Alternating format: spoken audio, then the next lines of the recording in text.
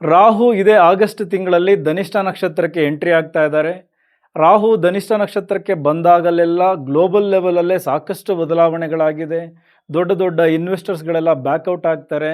ಮಾರುಕಟ್ಟೆಯಲ್ಲಿ ಸಾಕಷ್ಟು ಏರಿಳಿತಗಳನ್ನು ಡೆಫಿನೆಟ್ಲಿ ನಾವು ಕಾಣ್ತೀವಿ. ಸೊ ಹಾಗಾಗಿ ಈ ರಾಶಿಗೆ ಅನುಗುಣವಾಗಿ ರಾಹು ಯಾವ ಮನೆಯಲ್ಲಿದ್ದಾರೆ ಅದರ ಆಧಾರದ ಮೇಲೆ ಸಾಕಷ್ಟು ಎಚ್ಚರಿಕೆಗಳು ಬೇಕು. ರಾಹು ಅಂದರೆ ಭ್ರಮೆ, ದಿಢೀರ್ ಆಘಾತ, ಇದ್ದಕ್ಕಿದ್ದಂತೆ ನಂಬಿಕೆಯನ್ನು ಕಳೆದುಕೊಳ್ಳೋದು. ಇನ್ನು ಧನಿಷ್ಠ ನಕ್ಷತ್ರದ ಅಧಿಪತಿ ಕುಜ ಅಂದರೆ ಆಕ್ರಮಣಕಾರಿ, ಆತುರದ ನಿರ್ಧಾರ. ಸೊ ಹಾಗಾಗಿ ಇಲ್ಲಿ ಒಂದು ಕಡೆ ಭ್ರಮೆ, ಇನ್ನೊಂದು ಕಡೆ ಆತುರ, ಎಲ್ಲವೂ ಸೇರಿ ಒಂದಷ್ಟು ತಪ್ಪು ಆಯ್ಕೆಗಳಾಗಿ ಲಾಸಸ್ಗಳು ಜಾಸ್ತಿ ಆಗುತ್ತೆ. ಓಕೆ, ಎಲ್ಲ ರಾಶಿಯವ್ರಿಗೂ ವಿಡಿಯೋಗಳನ್ನು ಮಾಡೋಣ.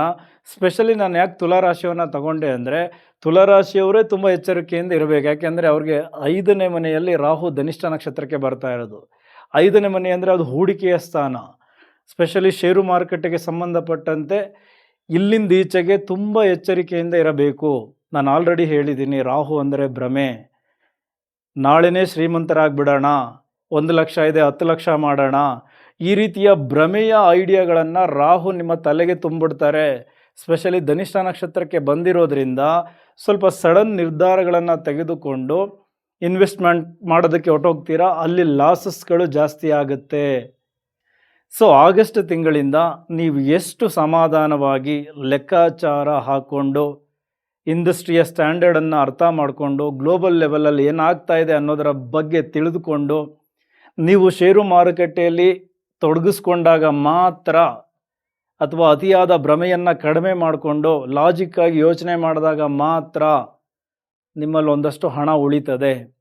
ಇಲ್ಲ ಅಂದರೆ ರಾಹು ಆಸೆಯನ್ನು ತೋರಿಸಿ ಒಂದಷ್ಟು ಹಣವನ್ನು ಕೂಡ ಕೊಟ್ಟು ಕಡೆಗೆ ನಿಮ್ಮ ಹತ್ರ ಇರೋದನ್ನೆಲ್ಲವೂ ಕಳ್ಕೊಳ್ಬೇಕು, ಆ ಥರ ನಿಮ್ಮನ್ನು ತೇಲಿಸ್ಬಿಟ್ಟು ಒಂದೇ ಸರಿ ಮುಳುಗಿಸ್ತಾರೆ.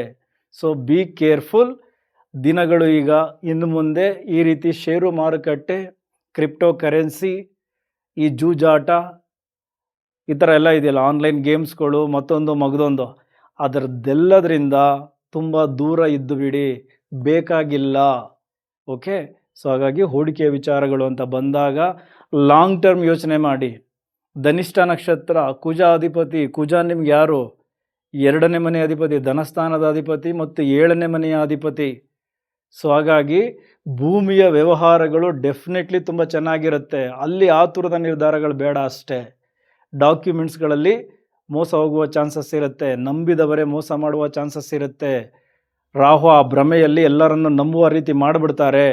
ಸೊ ಹಾಗಾಗಿ ಎಲ್ಲವನ್ನ ಕ್ರಾಸ್ ಚೆಕ್ ಮಾಡಿ, ಸಮಾಧಾನವಾಗಿ ಎಲ್ಲವನ್ನ ನೋಡಿ, ನಿಧಾನವಾಗಿ ನಿರ್ಧಾರಗಳನ್ನು ತೆಗೆದುಕೊಂಡಾಗ ಈ ವೃಶ್ಚಿಕ ರಾಶಿ ಮತ್ತು ನಿಮ್ಮ ಮೇಷರಾಶಿ ಅಧಿಪತಿ ಕುಜ ಆಗಿರೋದ್ರಿಂದ ನಿಮಗೆ ಭೂಮಿಯ ವ್ಯವಹಾರಗಳು, ಕೃಷಿಯಲ್ಲಿ ಒಂದಷ್ಟು ಡೆವಲಪ್ಮೆಂಟ್ಗಳು, ರಿಯಲ್ ಎಸ್ಟೇಟ್ಗೆ ಸಂಬಂಧಪಟ್ಟಂತಹ ವಿಚಾರಗಳು, ಇದೆಲ್ಲವೂ ಕೂಡ ತುಂಬ ಚೆನ್ನಾಗಿ ಕೈ ಹಿಡಿತದೆ.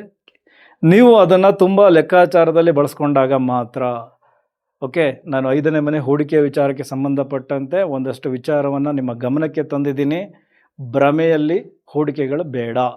ಇನ್ನು ಅದೇ ರೀತಿ 5ನೇ ಮನೆ ಪ್ರೀತಿ ಪ್ರೇಮದ ವಿಚಾರಗಳನ್ನು ಹೇಳುತ್ತೆ. ನಾನು ಆಗಲೇ ಹೇಳದ್ನಲ್ಲ, ದಿಢೀರ್ ಆಘಾತ, ನಿಮ್ಮ ಪ್ರೀತಿಯಲ್ಲೂ ಕೂಡ ಅದು ಆಗಬಹುದು. ಅತಿಯಾದ ನಿರೀಕ್ಷೆಗಳು ಜಾಸ್ತಿ ಆಗಿಬಿಡ್ತದೆ. ಒಂದು ರೀತಿ ಸಾಂಪ್ರದಾಯಿಕವಾಗಿರೋದಕ್ಕೆ ನೀವು ಟ್ರೈಯೇ ಮಾಡೋದಿಲ್ಲ. ಒಂದು ರೀತಿ ಸಿನಿಮಾ ಶೈಲಿಯಲ್ಲಿ ಲವ್ ಮಾಡಬೇಕು, ಓಡಾಡಬೇಕು, ಪ್ರತಿದಿನ ಸಿಗಬೇಕು, ಎಂಜಾಯ್ ಮಾಡಬೇಕು, ಈ ರೀತಿ ಅತಿಯಾದ ಆಕಾಂಕ್ಷೆಗಳು ಜಾಸ್ತಿ ಆಗಿಬಿಡ್ತದೆ ಪ್ರೇಮಿಗಳ ನಡುವೆ. ಇದರಿಂದ ಮನಸ್ತಾಪಗಳು ಕೂಡ ಎದುರಾಗಬಹುದು. ಸೊ ಹಾಗಾಗಿ ಪ್ರೀತಿ ಪ್ರೇಮದ ವಿಚಾರಗಳಲ್ಲಿ ತುಂಬ ಭ್ರಮೆಯಲ್ಲಿ ತೇಲೋಕೆ ಹೋದರೆ ದಿಢೀರಂತ ನಿಮ್ಮ ಪ್ರೀತಿ ಪ್ರೇಮದ ಆ ಒಂದು ಬಾಂಧವ್ಯವನ್ನು ಕಳೆದುಕೊಳ್ಬೇಕಾಗತ್ತೆ. ಅದೇ ರೀತಿ ಹೊಸ ಪ್ರೀತಿಗೆ ಆಕರ್ಷಣೆಗೆ ಒಳಗಾಗ್ತೀರಾ. ಸಿಂಗಲ್ಸ್ಗಳೆಲ್ಲ ಈಗ ಲವ್ ಮಾಡಬೇಕು, ಪ್ರೀತಿ ಪ್ರೇಮದ ವಿಚಾರಗಳಲ್ಲಿ ತೊಡಗಿಸ್ಕೊಳ್ಳೋದು, ಇದೆಲ್ಲವೂ ಕೂಡ ಜಾಸ್ತಿ ಆಗುತ್ತೆ. ಬಟ್ ಕೇರ್ಫುಲ್, ತಪ್ಪು ಆಯ್ಕೆಗಳಾಗುತ್ತೆ, ಸಾಂಪ್ರದಾಯಗಳನ್ನು ಮೀರಬೇಕಾಗತ್ತೆ. ಇದೆಲ್ಲವೂ ಕೂಡ ಪ್ರೀತಿ ಪ್ರೇಮದಲ್ಲಿ ಇದೆ. ಸ್ವಲ್ಪ ಸಮಾಧಾನವಾಗಿ ವರ್ತಿಸಿ. ಇದು ರೈಟ್ ಸಮಯ ಅಲ್ಲ ನಿಮ್ಮ ಆಸಕ್ತಿಗಳನ್ನು, ನಿಮ್ಮ ಅಭಿಪ್ರಾಯಗಳನ್ನು ನಿಮ್ಮ ಪ್ರೀತಿ ವಿಚಾರಗಳಲ್ಲಿ ಹೇರೋದಕ್ಕೆ. So be careful. ಇನ್ನು ಅದೇ ರೀತಿ ಈ 5ನೇ ಮನೆ, ಈ ಪೂರ್ವ ಪುಣ್ಯ ಸ್ಥಾನ, ಈ ಮಂತ್ರ, ಜ್ಯೋತಿಷ್ಯ, ನಿಗೂಢಶಾಸ್ತ್ರ ಈ ಥರದ ವಿಚಾರಗಳಿಗೂ ಕೂಡ ಕನೆಕ್ಟ್ ಆಗುತ್ತೆ. ಸೊ ಆ ಥರದ್ರಲ್ಲಿ ಯಾರ್ಯಾರು ಸ್ಟಡಿಯನ್ನು ಮಾಡ್ತಾ ಇದ್ದೀರಾ, ವೃತ್ತಿಯನ್ನು ಮಾಡ್ತಾ ಇದ್ದೀರಾ, ನಿಮಗೆ ಒಂದಷ್ಟು ಕಲಿಕೆಗೆ ಇದು ತುಂಬ ಚೆನ್ನಾಗಿದೆ. ಇನ್ನೊಂದಷ್ಟು ಈ ಎಐಯನ್ನು ಬಳಸ್ಕೊಂಡು, ಅಡ್ವಾನ್ಸ್ ಟೆಕ್ನಾಲಜಿಗಳನ್ನು ಬಳಸ್ಕೊಂಡು ನಿಮ್ಮ ಒಂದು ವಿದ್ಯೆಯನ್ನು ಇನ್ನೊಂದು ಲೆವೆಲ್ಗೆ ತೆಗೆದುಕೊಂಡು ಹೋಗ್ಬೋದು. ಸೊ ಹಾಗಾಗಿ ಆ ಎಜುಕೇಷನ್ ಕಡೆ ಹೆಚ್ಚು ಗಮನ ಕೊಟ್ಟರೆ ತುಲಾರಾಶಿ ತುಲಾ ಲಗ್ನದವರಿಗೆ ಡೆಫಿನೆಟ್ಲಿ ಮಂತ್ರಸಿದ್ಧಿಯಾಗುತ್ತೆ.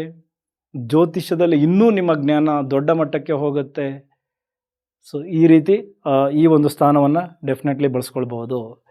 ಇನ್ನು ಅದೇ ರೀತಿ 5ನೇ ಮನೆ ಮಕ್ಕಳ ವಿಚಾರಗಳನ್ನು ತಿಳಿಸುತ್ತೆ. ಸೊ ಮಕ್ಕಳಿಗೆ ಸಂಬಂಧಪಟ್ಟಂತೆ ಒಂದಷ್ಟು ಟೆನ್ಷನ್ಸ್ ನಿಮಗೆ ಜಾಸ್ತಿ ಆಗುತ್ತೆ. ಅವರ ಎಜುಕೇಷನಲ್ಲಿ ಏನೋ ಒಂದು ರೀತಿ ಹಿನ್ನಡೆ, ಅವರ ನಡತೆಯಲ್ಲಿ ಒಂದಷ್ಟು ಬದಲಾವಣೆಗಳು. ಸೊ ಇದರಿಂದ ಒಂದು ರೀತಿ ದೊಡ್ಡ ಮಟ್ಟದ ಟೆನ್ಷನ್ನೇ ನಿಮಗೆ ಆವರಿಸ್ಬಿಡ್ತದೆ. ಏನಾಗುತ್ತೋ, ಏನು ಮಾಡ್ತಾನೋ ನನ್ನ ಮಗ, ನನ್ನ ಮಗಳು. ಸೊ ಈ ರೀತಿ 5ನೇ ಮನೆಗೆ ಸಂಬಂಧಪಟ್ಟಂತೆ ಒಂದಷ್ಟು ವಿಚಾರಗಳಲ್ಲಿ ರಾಹು ನಿಮ್ಮನ್ನು ಭ್ರಮೆಯಲ್ಲಿ ತೇಲಿಸ್ಬಿಡ್ತಾರೆ. ನೀವು ಭ್ರಮೆಯನ್ನು ಬಿಟ್ಟು ಲಾಜಿಕ್ಕಾಗಿ ಯೋಚನೆ ಮಾಡಿ ಲೆಕ್ಕಾಚಾರದಲ್ಲಿ ವಿಚಾರಗಳನ್ನು ಆರಿಸಿಕೊಂಡರೆ ಆಗುವಂತಹ ಎಲ್ಲ ವ್ಯಯಗಳು, ನೆಗೆಟಿವ್ಸ್ಗಳು ಕಡಿಮೆ ಆಗುತ್ತೆ. ಇನ್ನು ಅದೇ ರೀತಿ ಕುಜನ ಇಂಪ್ಯಾಕ್ಟ್ ನಿಮ್ಮ ವ್ಯಾಪಾರಕ್ಕೆ ಸಂಬಂಧಪಟ್ಟಂತೆ, ಇನ್ನು ನಿಮ್ಮ ಕುಟುಂಬ ಸ್ಥಾನ 2ನೇ ಮನೆ ಮಾತಿನ ವಿಚಾರಕ್ಕೆ ಸಂಬಂಧಪಟ್ಟಂತೆ ಸ್ವಲ್ಪ ಆತುರದಲ್ಲಿ ಮಾತನಾಡೋದು, ಕೋಪದಲ್ಲಿ ಮಾತನಾಡೋದು ಕಡಿಮೆ ಮಾಡ್ಕೊಳ್ಳಿ. ಗ್ರಾಹಕರೊಂದಿಗೆ ಮಾತನಾಡಬೇಕಾದರೆ ಸ್ವಲ್ಪ ಕೇರ್ಫುಲ್. ಹೊಸ ಒಪ್ಪಂದಗಳನ್ನು ಮಾಡ್ಕೋಬೇಕಾದರೆ ತುಂಬ ಕೇರ್ಫುಲ್. ಓಕೆ. ಇನ್ನು ಸಂಗಾತಿಯ ವಿಚಾರದಲ್ಲೂ ಕೂಡ ಸಡನ್ ನಿರ್ಧಾರಗಳನ್ನು ತೆಗೆದುಕೊಳ್ಳಕ್ಕೆ ಹೋಗಬೇಡಿ. ಅಲ್ಲಿಯೂ ಕೂಡ ಒಂದಷ್ಟು ತೊಂದರೆಗಳಾಗ್ಬೋದು. ಈ ರೀತಿ ರಾಹು ಧನಿಷ್ಠಕ್ಕೆ ಬಂದು ಒಂದಷ್ಟು ಭ್ರಮೆಯಲ್ಲಿ ನಿಮ್ಮನ್ನು ತೇಲಿಸಿ ನಿಮ್ಮನ್ನು ಹಳ್ಳಕ್ಕೂ ತಳ್ಳಬಹುದು.